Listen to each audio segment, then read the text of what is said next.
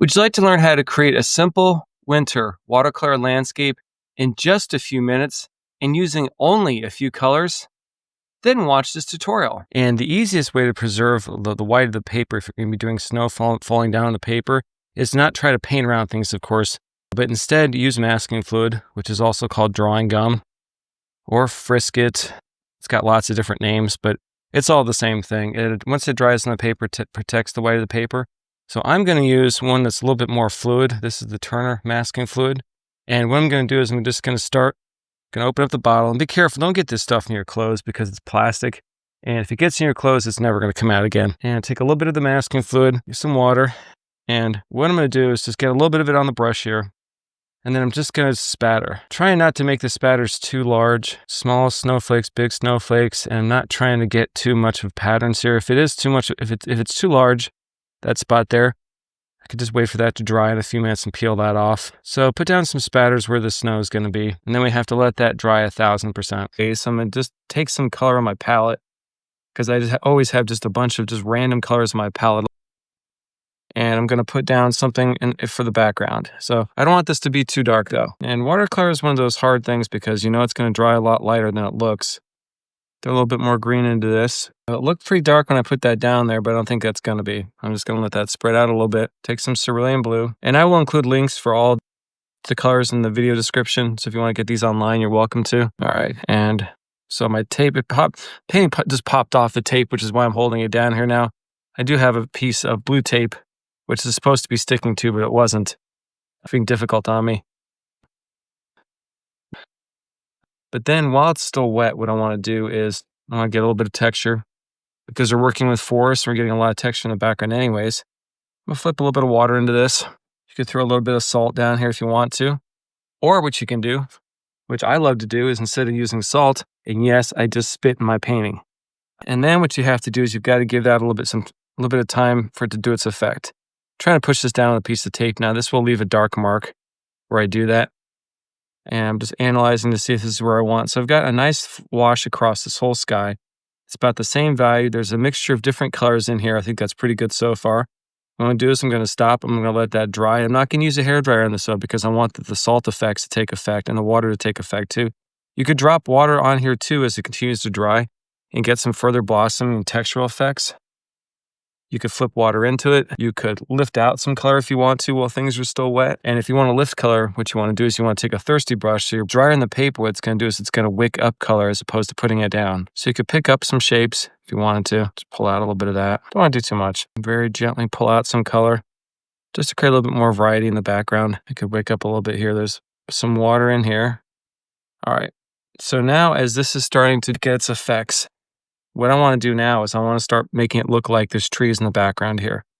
In order to do this, what I'm going to do is, and it's going to spread out quite a bit, and it's going to look very different in 5 minutes. So when you put down this darker color, you're going to think it's way too much at first. But in 10 minutes, it's going to lighten up a lot. What this does is it starts to create an effect of atmospheric perspective. So darker things come forward. Lighter things with less contrast go into the background. And it just starts to make it look almost three-dimensional. So the paper's starting to dry right there a little bit. So I'm taking just a mixture of all the grays on my palette, just dropping down some shapes. We're just trying to make it look like foliage. So there isn't a pattern. Do the same thing here. I am using a Richeson Silver Velvet brush in number 8, which has nice tips and points on them. So I can get a whole lot of paint too.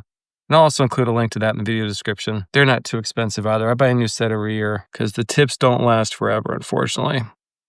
Especially because I paint like Conan the Barbarian. Me, Conan. Or I have the brushwork skills, I should say, of Conan the Barbarian. All right, so let's grab some just more grays here. Again, this is just a mixture of whatever I have dried on my palette, which is just about everything. So if you're really trying to find out exactly what color it is, I really have no idea. Just making little evergreen shapes here. Let's grab some different color over here. Yeah, I'm notoriously cheap. Well, I don't know if I call it cheap. Let's say frugal. I hate throwing stuff away. So if I can reuse something again, the colors at the bottom of my water bucket, you can get all that sludge out of there and keep it. Save it for later. So up here, I'm getting a hard edge because the paper's starting to dry on me. What I'm continuing to do is I'm just continuing to work on this. As this painting's drying on me a little bit, coming back in, thicker paint, less water, and it will start to look three-dimensional. You just can't do too much. And try not to go back into things either because that has a tendency to pull off all that color you've put down there. So that's coming forward a little bit more. And what you can't see, and what the hard part about this is, is that the masking fluid has preserved the white of the paper, but you can't see that because it's the blue-green stuff. This is the Pebeo brand, which is a good masking fluid. It seems to hold up for a long time. The Turner one is one I've recently discovered. That's a new one that my art supply store carries. So I have to see how long that stays good. Masking fluid doesn't last forever in the bottles. If you've had it for a couple years, it's probably not good. Always test it on your paper beforehand. So I'm just grabbing a bunch of, now I'm just getting darker color. And you see how we're starting to get a little bit of a sense of depth in this painting? Even though things are still really, really wet. And if I come up into here now with thicker paint, less water, this isn't going to move as much. And it's going to start to create this effect of atmospheric perspective. That's the goal anyways. Okay, so we're doing these trees over here. I'm not looking at any sort of a reference image. I'm just making this up and having fun. That's, for me, I usually work from photographs. But then I do find that when people work from photographs, especially beginners, they have a tendency to get too tight. And they want to recreate the photograph. And that's when hopefully me as a teacher is there to say, hey, look, this is art. We can make it whatever we make it look like a watercolor painting of trees. So don't stress too much about all the fine details and, little things that happen, AKA mistakes. Don't stress about that too much either because you're going to make lots of mistakes. And if you, I think, freak out about the mistakes, especially at the very beginning of the painting, you're probably going to ruin the piece. But if you keep going with it, you'll probably be okay because there's always mistakes. And now thicker paint, less water, and you're going to see this is really starting to sit on the top of the surface now. And I'm just using just a random mixture of whatever is on top of my palette. But I don't use black. I use almost always, I take that back. I do use black sometimes for certain effects, but I like to mix my colors up so that if I do darks, the darks have a lot of variety of colors, and those colors separate in the paper. As one color soaks into the paper, another one sits on top, and you can really start to see this beautiful depth. And that's one of the things I love about watercolor, and I think is unique to the medium. I am a little biased, of course, because I don't do anything else but watercolor.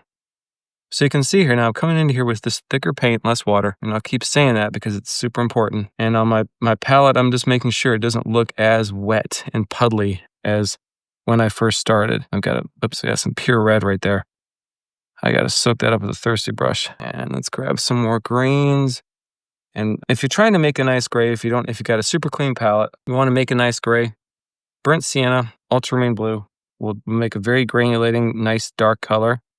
And you can lean that towards the blue side or the red side, however you want. So you see here, this is getting darker now. And let's make a little tree shape over here. I'm trying to make sure that the trees I'm doing are not evenly spaced.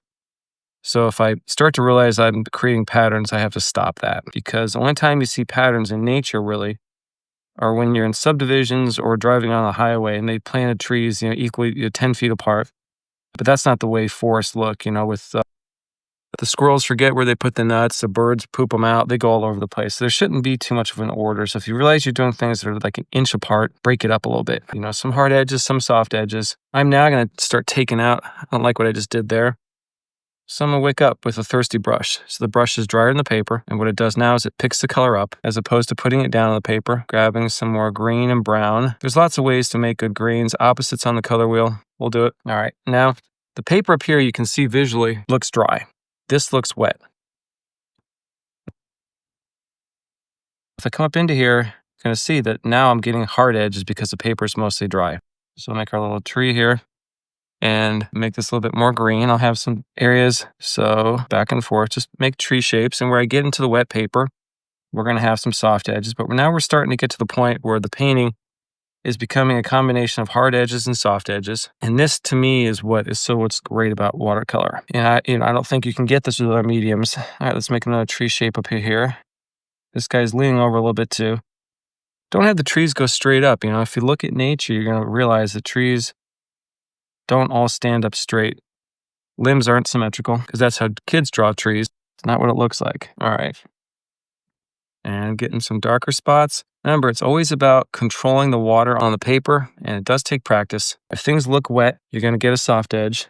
If the paper looks dry as it does up in here, you're going to get soft edges. And obviously, I'm already starting to get a sense of depth in this painting.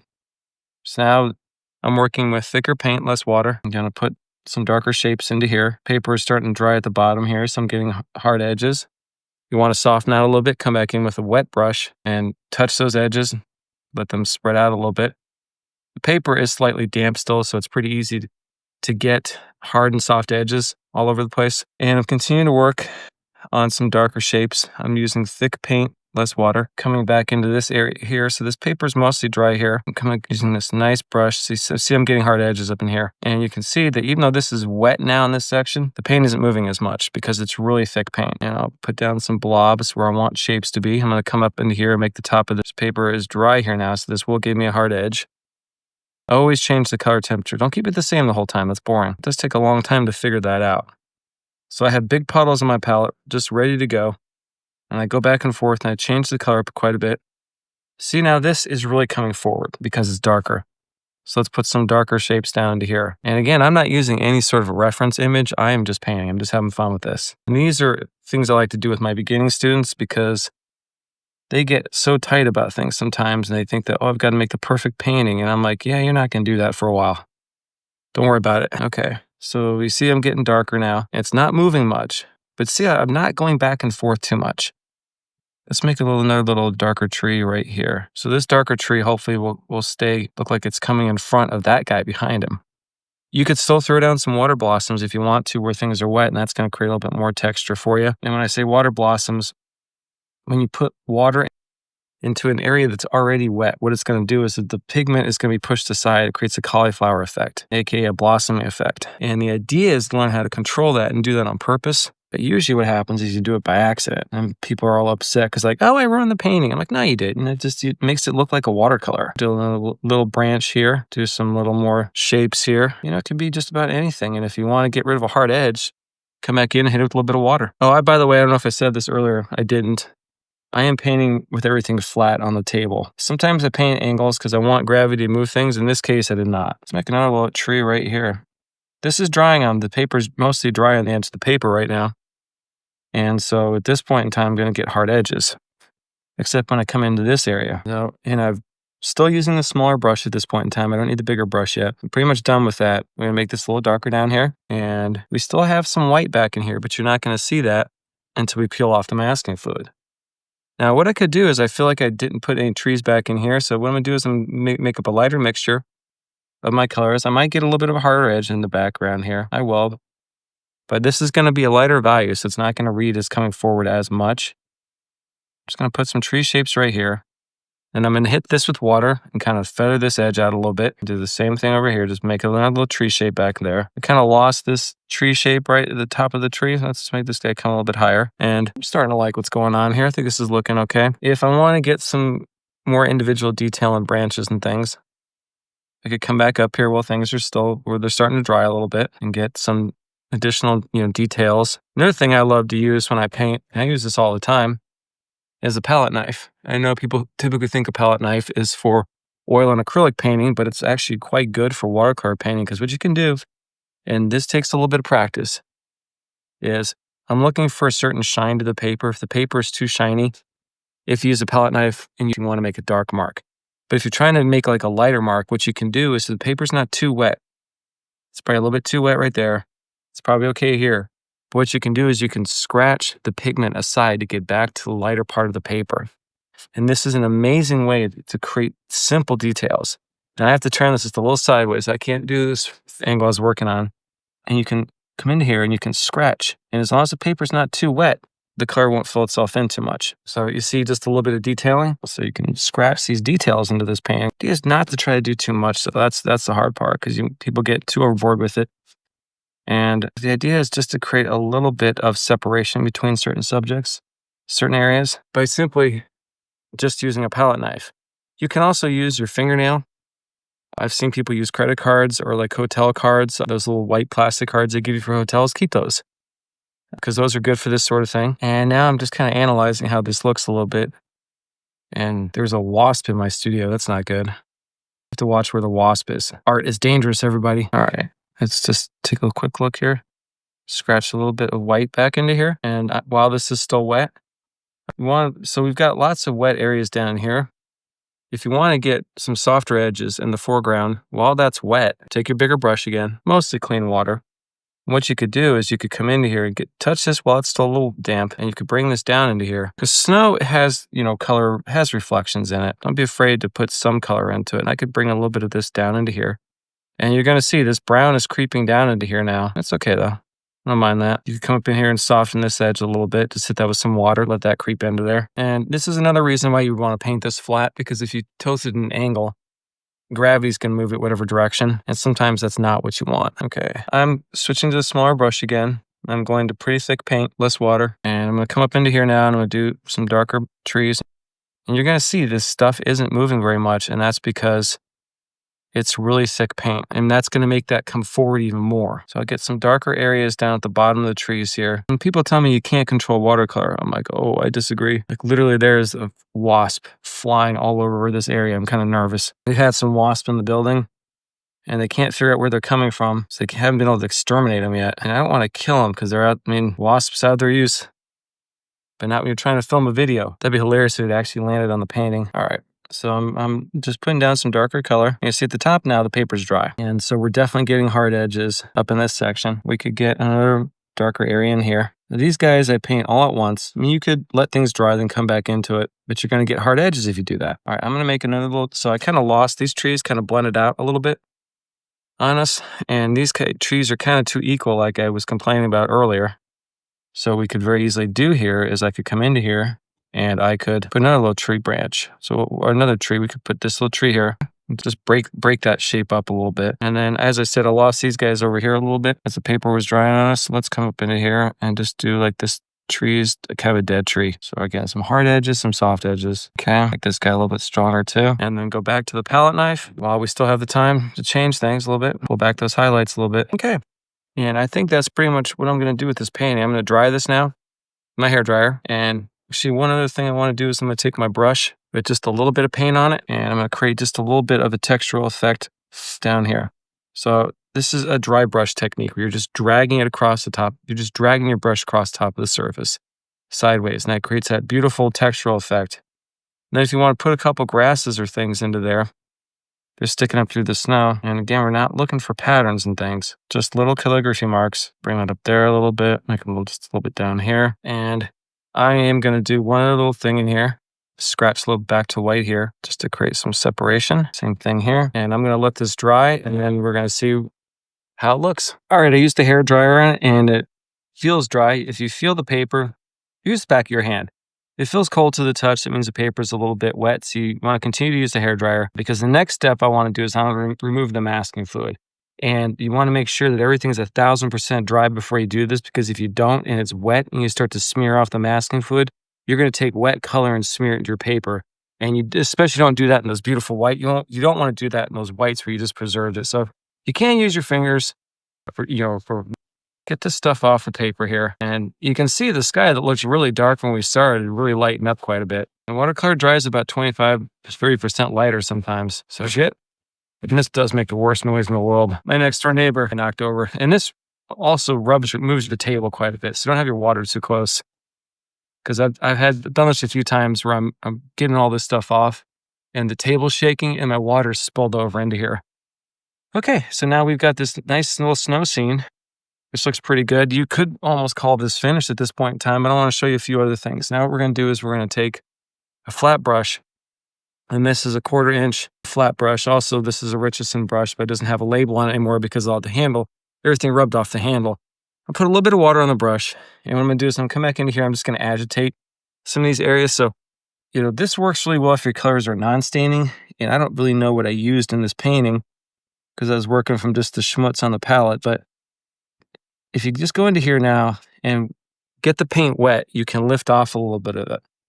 And this is a great way to kind of go back, and if you lost some of your details, to kind of create the impression, sculpt back some details, the lifting of color. I love to lift off color. You don't have to take off too much. I'm trying to blend these edges so it's not too much. And just little shapes. I don't like what I did there. Just take off little spots of it. It's a matter of just going back and forth sometimes, taking some sections off.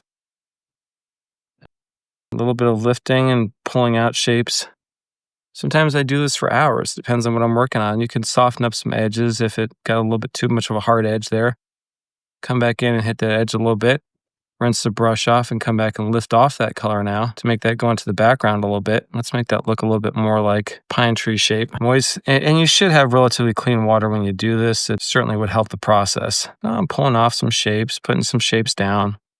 Let's get back to some highlights in the background. Remember, it's a forest, so it doesn't have to be perfect. If you're working with foliage, just kind of want to remember that you don't want to do a lot of geometric shapes because geometric shapes are under as architecture. I don't like what happened here. Too much of this color crept out. It's kind of a big blob. So I'm going to come up into here. And I think flat brushes are really good for lifting off color because it activates and agitates more color than a round, for example. And I can get better lines with a flat as opposed to a round brush. But again, I've got the brushwork skills of Conan the Barbarian. So you got to find what works for you. Just going to pull off a little bit of that so it's not such a big blob coming out. And then I'm going to grab my Richeson number 6, which has a beautiful tip, and I'm going to use pretty thick paint. I'm coming in here if you want to get a little bit more detailing. You could do some different marks. It's going to give you hard edges, of course, because the paper's all dry. Doesn't have to be too much, just a little bit there. Let's get some absolute black into a couple areas too. And the easiest way to make black, I mean, you can just purchase black. But as I've said already in this video demo, I would use ultramarine blue and burnt sienna because it's very granulating dark black. That's probably what I use 90% of the time when I want to get absolute black into my paintings. But you just have to make sure that you're using enough paint. With the blacks, it's about more paint, less water. And be aware of your brush shapes. If you start to recreate the same shapes too much, try to get a variety of shapes. Just change it up a lot, and that makes it look more like real life. There's some spots here. Let's go back up into here and make this a little bit darker. If I paint over some of the white spots by accident, that's okay. I'm not too worried about that. I'm gonna put a little bit more paint up into here. Let's make this guy come forward a little bit more. While things are still wet, if you want to get rid of a hard edge, just come back and let it with water. You can go back and lift out some of those shapes. The nice thing about burnt sienna and ultramarine blue, using them for a black, is that they don't stain the paper. They're non-staining colors, so you can get them off the paper pretty easily. Now I'm going to do is I'm going to take a mixture of kind of a mid-value mixture of some colors. I'm using pretty much everything, but I'm using kind of the same combination of colors over and over again. Just do a little bit of spattering into the foreground. And the final thing that I'm going to do, you don't have to do this part's completely optional, is I don't use a lot of white paint when I paint, but if I do, I use titanium white, which is the thickest, most opaque white that you can get. It's PW6 is the pigment number, I believe, I hope. If not, I'll correct myself in the video. Put down, so I get a big, thick mixture of this. And I don't want this really to go into the foreground. So this would be another way to make snowflakes at the very end if you didn't mask at the beginning and spatter. Now this is the same thing I did with masking fluid, but this is with white paint. And you can see it goes all over the place. So, if you're sitting next to somebody in a class, you might want to move. Now, and when this dries, titanium white is never going to look as white as the paper, but it gives you different snowflake options. And I got to stand up and take a look at this. I think it looks pretty good. I think I'm done with this. I'm going to dry it and I'm going to sign it and make sure that all the masking fluid's peeled off of it. So I would like to thank you for being part of this video demonstration. We didn't use that many colors. We basically just worked alla prima, wet into wet, let the paper dry the entire time, using different techniques, masking fluid, white paint knives, lifting paint, putting it back down again. If you guys got any questions, leave them in the comments for the YouTube video. I'd be happy to answer them. If you like this content, hit subscribe. I'll have more watercolor tutorials in the future. Thanks a lot and happy painting.